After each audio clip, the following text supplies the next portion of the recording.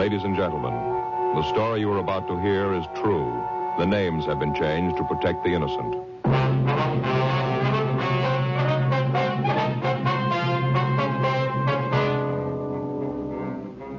You're a detective sergeant. You're assigned to auto theft detail. A gang of car strippers has been operating in your city. From their M.O., you know they're professionals. They move fast. Your job? Get them.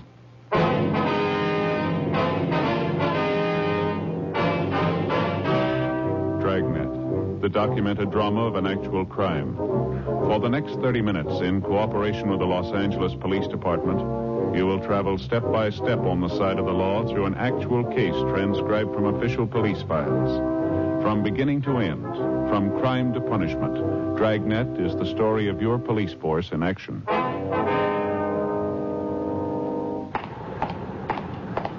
It was Tuesday, August 5th. It was warm in Los Angeles. We were working the day watch out of auto theft detail. My partner's Frank Smith. The boss is Captain Nelson. My name's Friday. I was on my way back from the telephone booth, and it was 10:23 p.m. when I got to the parking lot. Our car. You called in?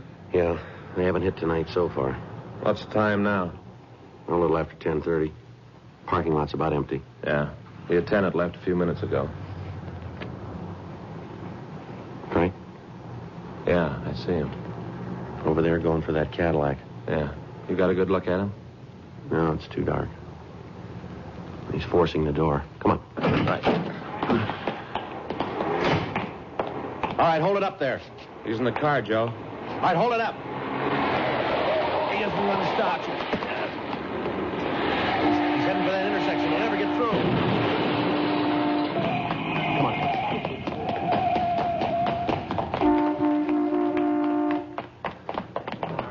That looks pretty bad, Joe. Yeah, he really cracked into that Dodge, didn't he? All right, let us through, please. Come on, please let us through. I'll check the Cadillac. Right, I'll get the other car. Okay.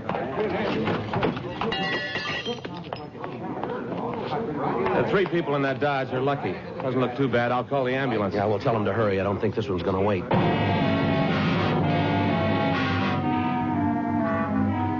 10:46 p.m. The ambulance arrived, and after emergency treatment at the scene, the victims were removed to Georgia Street Receiving Hospital. A traffic car had been dispatched to investigate the accident. Upon arrival at the emergency hospital, we were informed that the suspect had died on the way. The dead body was identified by his personal effects as Charles Roxford, age 16. The Juvenile Bureau was contacted, and they requested that in the course of our investigation, we notify the boy's family. 11:27 p.m. Frank and I drove out to the address listed on the victim's identification. It was a house above the Sunset Strip. We rang the bell and waited. I'll try it again. Yeah. Somebody's coming. Mm-hmm. Yes? Mrs. Roxford? That's right. What is it? Police officers, ma'am. We'd like to talk to you. Police? Well, come in. I don't know what you want with us, but come in. Thank you. Come into the living room. Thank you very much. Now, sit down. What is it? There's been an accident, Mrs. Roxford. An accident? Yes, ma'am. Pretty bad one. What's this got to do with me? Well, you see, ma'am, your boy was... Joe? Well, we're sorry to have to tell you this, ma'am, but your boy was in an accident tonight. Charles? Yes, ma'am. You said it was a bad accident. Yes, ma'am, we did. How bad? How bad? Your son's dead, ma'am. Charles? Charles Roxford. Oh, you're sure you have the right house? Yes, ma'am. We're sorry, Miss Roxford. Oh, Charlie, he was only a baby. Just a baby. Oh, you're sure there's no mistake? You're sure? Afraid not, ma'am. How did it happen? Well, it was an automobile accident, ma'am. In an automobile? Yes, ma'am. Your boy was driving the car. Oh, but Charlie doesn't have a car. He doesn't drive. Your boy was driving a stolen car, Mrs. Roxford. What? Your son had a stolen car, ma'am. He was trying to get away. Well, that's not true. Afraid it is, ma'am. Why, no. You're lying to me. Charles wouldn't do a thing like that. Afraid that's the way it is, ma'am. Oh, that's terrible. I can't believe that Charlie'd do something like that. I thought I knew him. I didn't think he'd do anything like that.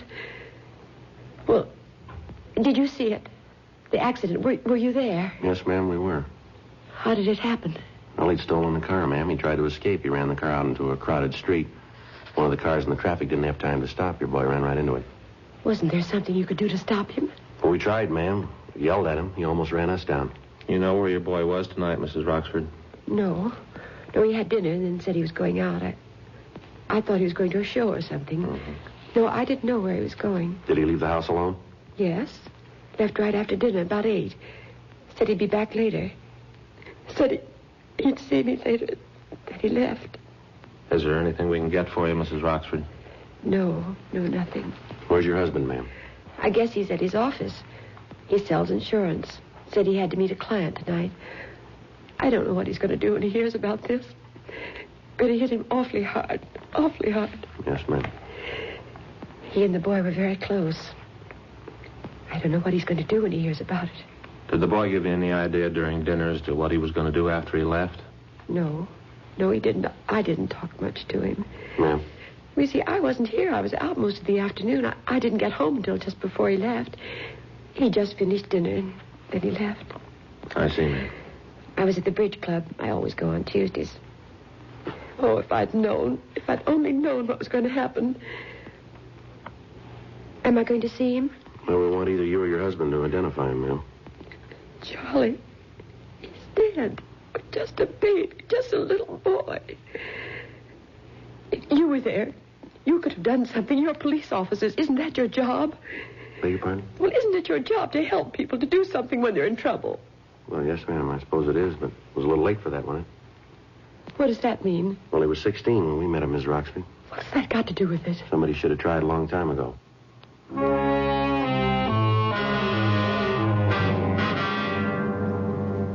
Most car thefts fall into 3 basic categories, well known by all police officers.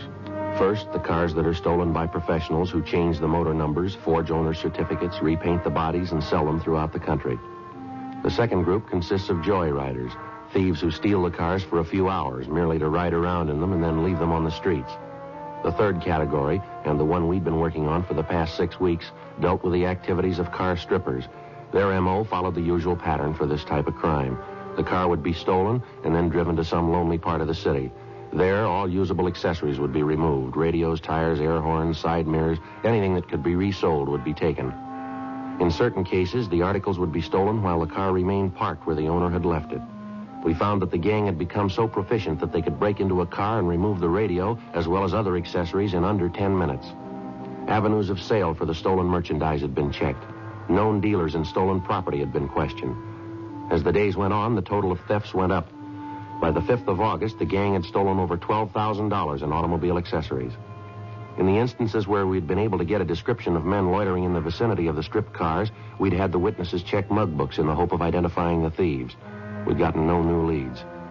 Physical evidence at the scene of the abandoned cars had been checked and rechecked. It netted us nothing.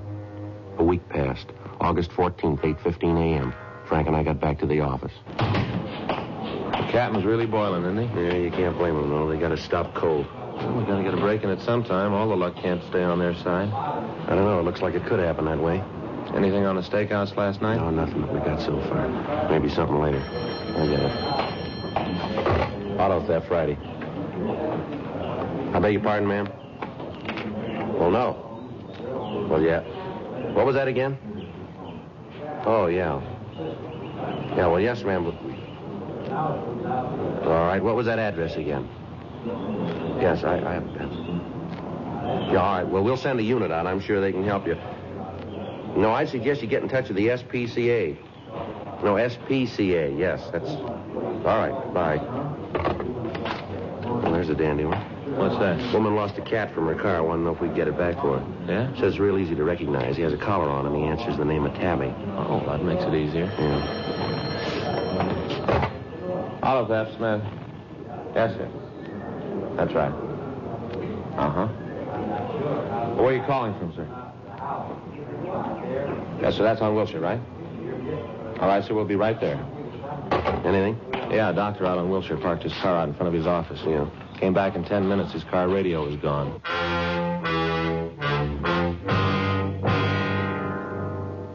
8:56 a.m. Frank and I got to the doctor's office. It was in a large medical building out on Wilshire Boulevard. We went up to the second floor and talked to the man who placed the call, a Dr. Alex Halsey. He told us that he'd stopped at his office on the way to a hospital call. He'd parked his car immediately in front of the building. When he returned 10 minutes later, he found that the radio had been stolen. From his office, we called the crime lab and latent fingerprints detail. Crews of men were sent from both divisions. They went over the car for possible physical evidence. Frank and I, along with Dr. Halsey, went down to the street. We talked to him while the officers worked. Darndest thing I ever saw. I tell you, I wasn't in the building more than 10 minutes. 10 minutes outside. Yes, sir. Came back, and I could see right away that the door had been opened. Uh-huh. First, I thought maybe I'd left it open. Then when I got in the car, I knew right away. As soon as I saw the radio was gone. Yes, sir. Did you notice anyone loitering around your car when you parked it? Anybody suspicious, maybe? No, I didn't. Of course, I might not have noticed anyone. Had my mind on Julie. Julie? Yes, I'm operating on her this afternoon. Poor little kid has an intestinal disorder. Only 3 months old. Gee, that's too bad. Yes, she'll be fine, though. Of course, the parents are worried. They always are. Can't convince them there's nothing to worry about. Yes, sir. And you didn't notice anyone, huh? No, like I said, I didn't. You sure you locked your car, sir, when you left it? Oh, yes, I'm sure about that.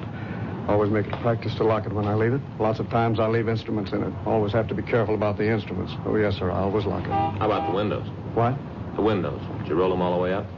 Roll them up. Well, now, once in a while I don't. Try to think of that. I'm not sure about this morning. No, come to think of it, I guess I didn't close them this morning. Such a wonderful day. Yes, sir. Well, that's probably how they got into your car. Do you happen to have the serial number of the radio, Dr. Halsey?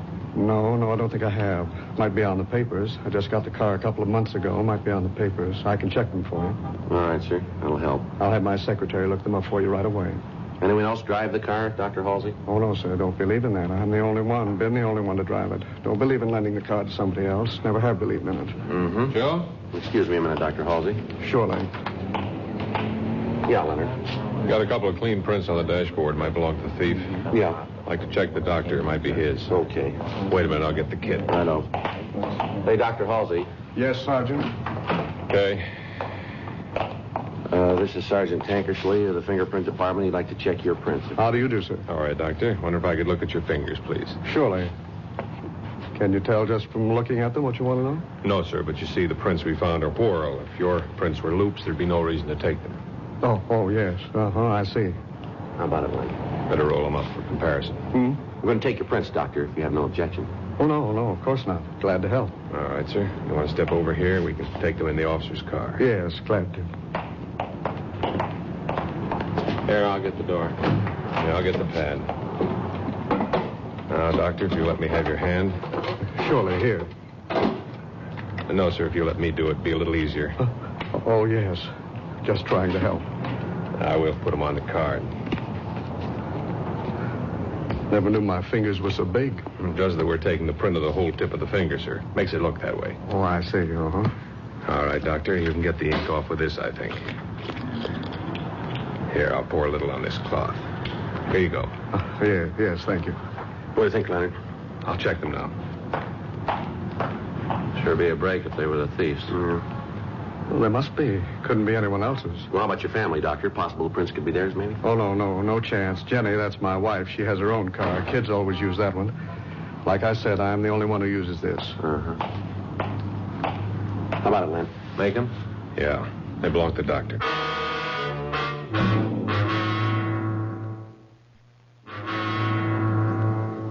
10:02 a.m. The crime lab crew gathered what physical evidence they could find and returned to check over their findings. Frank and I took a report from Dr. Halsey, and then we talked to his secretary. She was unable to find the ownership papers on the car. We drove over to the dealer who had sold him the car and got the serial number of the stolen radio. We notified pawn shop detail and gave them the information. For the next 3 weeks, stakeouts on the parking lots in the central area continued.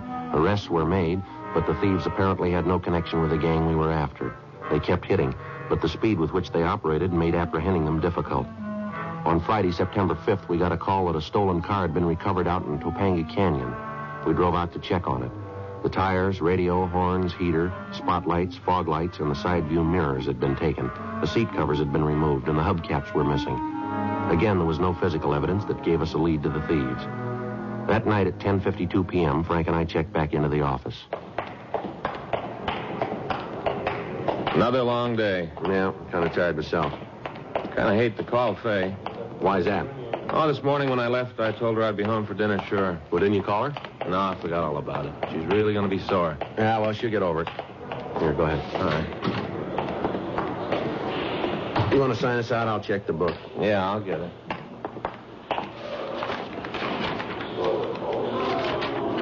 Anything? Yeah, a call from Brennan out in Wilshire. I'll call him.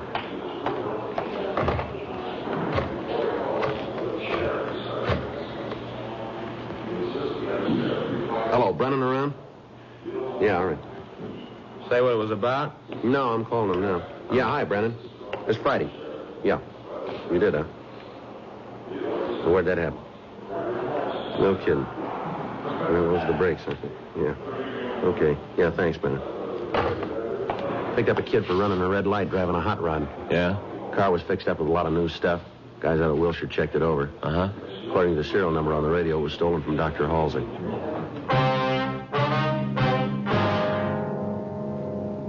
"11:27 p.m. Frank and I drove out to Wilshire Division. We checked with Sergeant Brennan, and he told us how the boy had been picked up. He'd run a red light at the corner of Pico and La Brea. He'd been stopped by 2 officers in a cruiser car. He was driving a cut-down 49 Ford that was equipped with Cadillac hubcaps, white sidewall tires, Chrysler horns, and a Cadillac radio. The officers had started to question him, and he'd attempted to escape. He'd been apprehended and brought to the station to be interrogated. In checking the serial number of the radio, the men from Wilshire Division had discovered that it was stolen and had left word for us. 11:45 p.m. We went to an interview room to talk to the boy. What's your name, son? Martin. First name?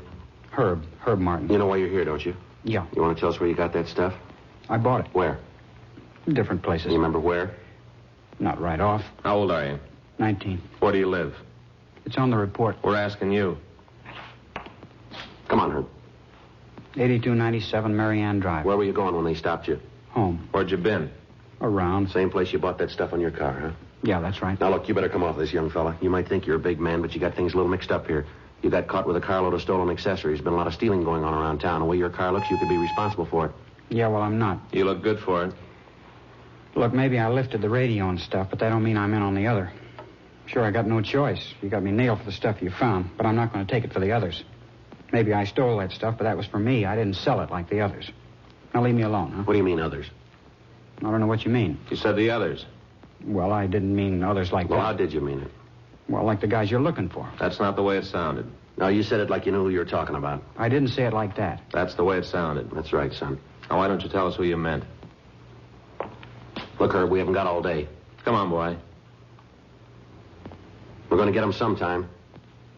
Who'd you mean? All right, I'll tell you. We continued to talk to Herb Martin. He told us of the activities of a gang of car strippers who were working on order. He went on to say that from what he'd heard, if someone wanted to pick up some fast money, a connection could be made with a man on the corner of Sunset and Western. The man would give the order for the stolen merchandise and say where and at what time it was to be delivered. Herb told us that he had the opportunity to do business with the man, but that he turned it down. He was unable to identify the man who made the contact and said that he'd never heard him referred to by name. He gave us the names and addresses of 2 of the men who were working for him. 12:45 a.m. Frank and I left and drove back downtown. With the assistance of officers from Wilshire Division, the 2 young men were brought in for questioning. They identified their contact as a Richard R. Ogden. We ran the name through R&I and found that Ogden had a previous record of petty theft. From the 510 in his package, we obtained his last known address, but the landlady told us that he'd moved and left no forwarding address. She told us, however, that she thought we could find him at the Meyer Garage on South Hoover. We drove over and found that it was a small place on the corner of Hoover and Mariposa. The owner, Alan Meyer, told us that Ogden did work for him, but that he was out. He said that the suspect was expected back almost any time. While we talked to him, Meyer worked on a small foreign car. Great little cars. Get a real kick out of working on them. Yeah, sure nice looking. You sell them, do you? No, I just service them. Mm-hmm. Oh, now and then I get accessories for them. You know, I order them up, install them. Cost too much to keep a regular stock of them. Yeah. When did you say that Ogden would be back? We should be here now. Probably got hung up someplace. Yeah, latest thing is a hardtop. Made out of laminated fiberglass. Is that right? Yeah, fits right over them. Kind of makes them look like a small rolls, you know. Then with wire wheel caps, baggage racks, wind wings, you can put a lot of money in them. Yeah, I guess so. What about all this other stuff here? Is that for these foreign cars, too? What do you mean? Oh, the tires, the hubcaps here. No, that's where I make most of my money. I go out and buy them from Rex, bring them back here, straighten them out, resell them to the independent stations around town. They can sell them a lot cheaper than new ones run. We both make a little money out of it. Yeah. Mm-hmm. Say, you guys like some peanuts? No, thanks. Okay, you don't mind if I have some, huh? Sure you don't want any? No, Thanks very much. I get so hungry in the morning, I keep these things around and munch on. Yeah. Go through a whole can of these a day. That'd kill me. Get started on the things you can't stop. You sure you don't want some? Huh? No, thanks. How long you known this Ogden, Meyer? Oh, let's see. Guess it's been 10 years anyway. Went to work for me a year ago. Mm-hmm. Good man. Brought a lot of business in. Say, what does you want to see him about? Oh, we like to talk to him. You don't want to tell me, huh? Be better if we talk to him, Mr. Meyer. Yeah. Well, here he is now. Hey, Dick. Yeah? A couple of fellas here want to see you. Yeah, what is it? You Richard Ogden? Yeah, that's right. Police officers, I'm Frank Smith. This is my partner, Joe Friday. What is it you guys want me for? I'd like to talk to you, Ogden. Well, go ahead. Might be better if we went outside. Well, look, you can talk to him here. I got some work I can do in the office. Don't want to bother you, Mr. Meyer. No trouble at all. Well, now, what's this all about? You know a couple of kids named Jerry Z. Swanson and Harry T. Benson? Swanson and Benson? No, I don't think I do. They say they know you. Say they do some work for you. Sorry to bother you. Forgot my peanuts. It's all right, sir. I'll be in the office if you need anything. Thank you, sir. No, anything at all. Yes, sir. What about it, Ogden? What about what? You know the kids, this Benson and Swanson? No, I told you what. All right, mister, let's go downtown. We'll talk it over there, huh? What for? Why are you pulling me in? I want you to meet the two boys if you don't know them. Well, what's that going to prove? We want to know why they named you. Why they said you were responsible for the car stripping that's been going on. You mean you believe them? Well, we've got no reason not to. I don't think they'd stage a thing like this. They got a lot to lose. So have I. You get me down there and those two kids point me out and I haven't got a chance. Even if I'm not the one and they say I am, you won't give me a break. No, if you haven't done anything, you got nothing to worry about. I'm not going. Alan? Hey, Alan. Yeah, what is it, Dick? Come here, will you? Yeah, right away. What's the matter? Something wrong? Well, these guys are going to take me to jail.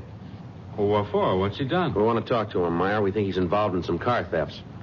Well, I know that's not true. Dick wouldn't do a thing like that. I know. I've known him a long time. No, I'm sorry, sir, but the information we've got says you did. Why, Dick? Why'd you do a thing like that? If what these officers say is true, well, gee, that's awful. Why would you do a thing like that? What are you talking about? All right, come on, Ogden. Let's go. No, I'm not going. I think you better do what the officers say, Dick. It'll be better if you don't cause any trouble. Well, wait a minute. What are you trying to prove with this? I don't know what you mean. Next thing you'll be trying to involve me in this. Yeah, well, that's just what I'm going to do. You see, officers, that's terrible. Well, don't you listen to him. He's the guy behind the whole thing. Look over there, the tires, all this stuff. Sure, I stole them. I had the kids go out and pick them up, but he set it up. He sold them to the stations. He took most of the money. The whole thing was his idea. Well, Dick, how can you say that? Well, I can say it because it's true. I'll tell you all about it. You take him downtown, I'll tell you all about it. You're not going to let me stand for this alone. And to think that he'd do a thing like this to me after we've been friends for so long. Bring me stolen merchandise to sell. You got anything to back up what you're saying, Ogden? Sure I have. You just bet I can back it up. Go ahead. Well, you look at his books, not the ones he's got out in the open, but you look at the ones in the safe. It's all there. All the deals he's made with the owners of the stations, all the orders, what he paid the kids for them, and what he got for them. Didn't think I knew about it, did you? A whole lousy year I've been doing the dirty work for him. Well, I've had it. I'm through. I've had it. Let me take the beef. What a crumb. I'll show him. I don't understand it. Friends for so long.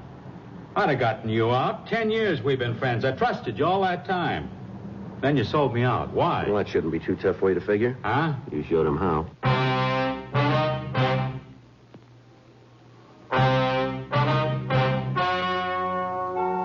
The story you have just heard was true.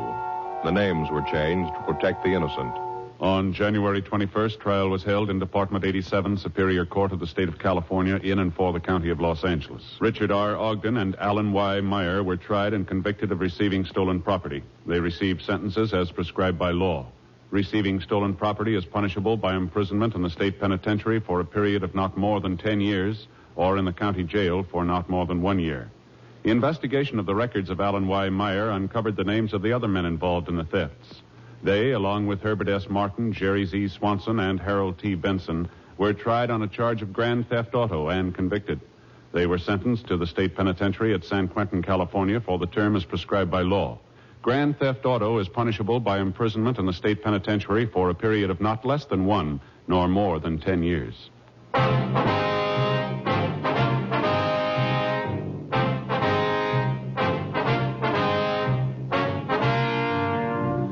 just heard Dragnet, a series of authentic cases from official files.